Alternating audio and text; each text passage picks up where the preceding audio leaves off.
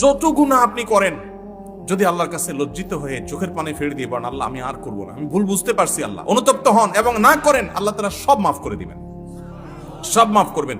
এমন একটা পাপ নাই পৃথিবীতে যে পাপ ক্ষমার অযোগ্য।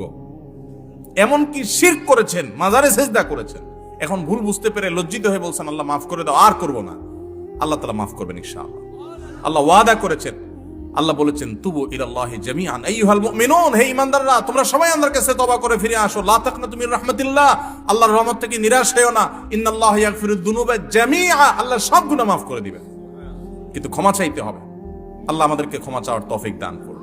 সকল গুনাহ আল্লাহ তাআলা মাফ করে দিবেন, কিন্তু বান্দার হক মেরে দিয়েছেন, টাকা নষ্ট করেছেন, মানুষের হক খেয়ে ফেলেছেন, তাহলে সেই গুনাহ কিন্তু আল্লাহ রাব্বুল আলামিন, আপনি ওই আল্লাহর কাছে তো মাপ চাইলে মাফ হবে না, আল্লাহর কাছে মাপ চাইতে হবে, আবার বান্দার হক ফেরত দিতে হবে। সারা জীবন মানুষের পকেট কেটে, মানুষের কলিজা কেটে, রক্ত চুষে, টাকা কামাই করে লাখপতি কোটিপতি হয়ে এবার বুড়া বয়সে মসজিদে, মাদ্রাসায়, মাহফিলে হুজুরদেরকে দান সাদকা টাকা পয়সা দিয়া চারপাশে এবার হাজী সাহেব গাজী সাহেব ছেড়া মক্কা শরীফ যাইয়া উমরা করে, হজ করে, দায় রেখা, আপনি লম্বা জুব্বা নিয়া, তসবিহ নিয়া, জায়নামাজে বসে এবার আল্লাহওয়ালা হয়ে গেছেন। আর সারা জীবন মানুষের পকেট কাটছেন, জীবন ধ্বংস করছেন, আত্মসাৎ করছেন, ঘুষ খাইছেন, দুর্নীতি করছেন। মনে রাখবেন, এই ইবাদত বন্দি গিয়ে সেগুলা কিন্তু কাটাকাটি হবে না, সেগুলা কাটাকাটি হবে না।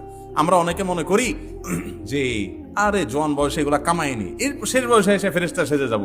আপনি ফেরেশতা সেজে গেছেন, আমি চিনবো না, আমি দেখবো মাশাআল্লাহ কি সুন্দর দাড়ি, হাজী সাহেব গাজী সাহেব মাশাআল্লাহ, নারে তাকবীর আলহামদুলিল্লাহ, কিন্তু আল্লাহ কিন্তু জানে আপনি কি করে আসছেন। তাহলে কি করতে হবে? যাদের হক মেরেছেন তাদের হক তাদেরকে ফেরত দিতে হবে, তাদেরকে যদি খুঁজে না পাওয়া যায় তাদের তরফ থেকে দান করে দিতে হবে, এরপর আল্লাহর কাছে মাফ চাইবেন, মাফ হবে। বান্দার হক খুব ডেঞ্জারাস। আল্লাহ তাআলা আমাদেরকে বুঝার তৌফিক দান করুন।